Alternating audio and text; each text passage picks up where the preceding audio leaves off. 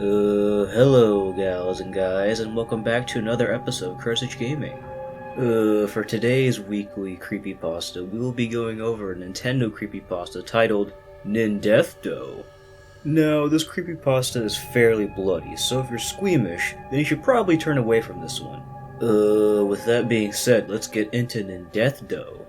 So the start of the story starts with our unnamed protagonist, who goes by the name Bill Smotsback, telling the reader that he or she worked at Nintendo. The player recalls an experience he or she had around 5 weeks ago, or 35 days prior. That experience being that he or she had a monster in his or her GameCube. The player was in his or her office designing a stage for the game, Sonic Lost Worlds, when suddenly he or she heard a large C-R-R-R-R-R-R-R-R-ack coming from the office in front of him or her.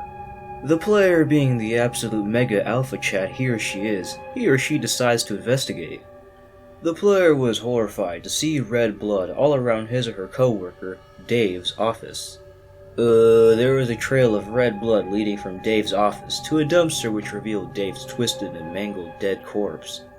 The player did a 360-degree spin YY fakie and vomited for approximately 30 seconds to be precise.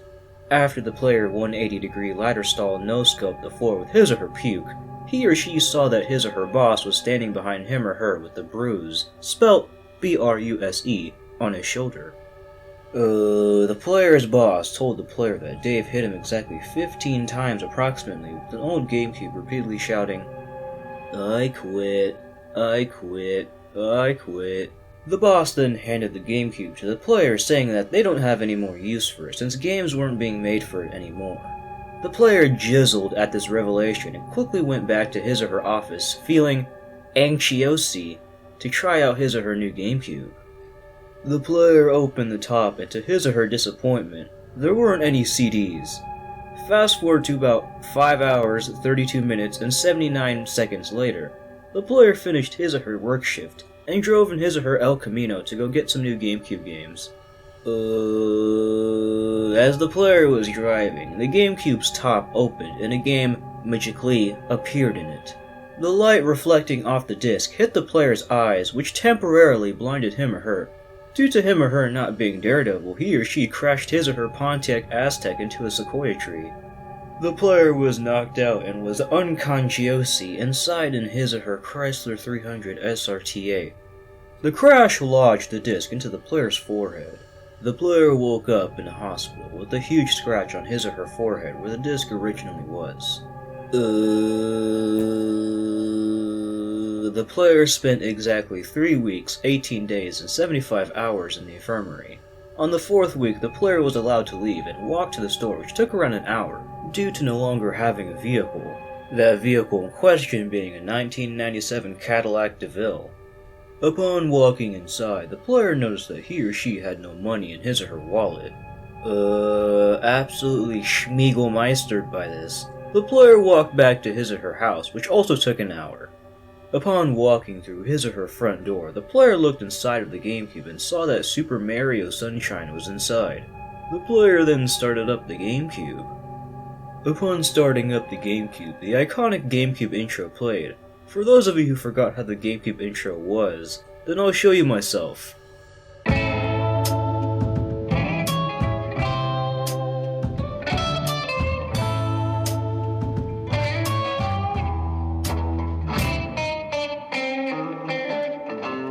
After the GameCube started up, the title screen of Super Mario Sunshine appeared. Only that instead of Super Mario Sunshine showed up, something else popped up. That something else in question being Nindeathdo. Thinking nothing of this, the player selected Save Slot Uno. Yes, Otacon still does not have Uno. The opening cutscene played, but instead of Mario, it was Dave. Dave then spun around with a 144, 360, 720, 1080, 1440, 2160 degree twist and looked right at the player and said, "Have fun with your new Nintendo GameCube. It's only a matter of time until you suffer the pain I did, Jesse." The player then RE3 maked his or her pants upon seeing this. Dave then pulled out a Colt M1911 handgun fitted with extended mags, laser sight, and upgraded iron sights and pointed it at his head and pulled the trigger. Since it was the M1911, it took a couple shots to the head to kill, since it was probably round 7. Just when Dave committed Nacho Varga. Yeah, I already made this joke several times, shut the fuck up. The power went out, and still to this day, has never turned back on. To this very day, the player still wonders what "it's only a matter of time until you suffer the pain I did" meant. And to this very day, the player is still scared, to this very day. Alrighty then, this was actually a pretty good creepypasta.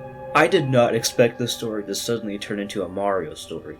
When the player opened the GameCube to reveal Super Mario Sunshine, I was pleasantly shocked considering I've never done a video on a Mario story on this channel before at all. One thing I did really enjoy was that the player worked for Nintendo, which explains how he or she got the free GameCube. Perfectly legit reason that I could buy. I know many people that work at Nintendo, one of those people being my dad.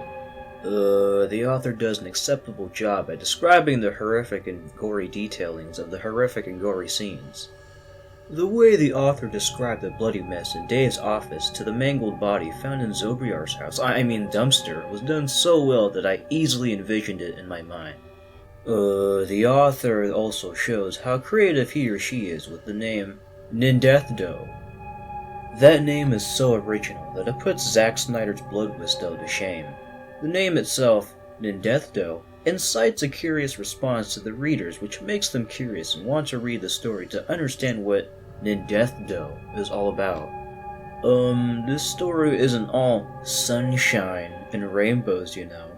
One thing I did have to critique was its realism. I find it hard to believe that the player worked at Nintendo, because if he or she did, then he or she would have ran into my dad at one point. I asked my dad, who works at Nintendo, if he ever encountered the player at one point, and he said, no. So there's that. Other than that, this was still a pretty good Mario creepypasta, and I highly suggest you gals and guys give it a read. Links to the novel down below. So this has been another episode of Cursage Gaming. And if you like what you saw, make sure to like, comment, subscribe, and donate to Ultrade's Patreon for absolutely no benefit of your own. Dislike it if you're a moron. This is me, Skell Devil, and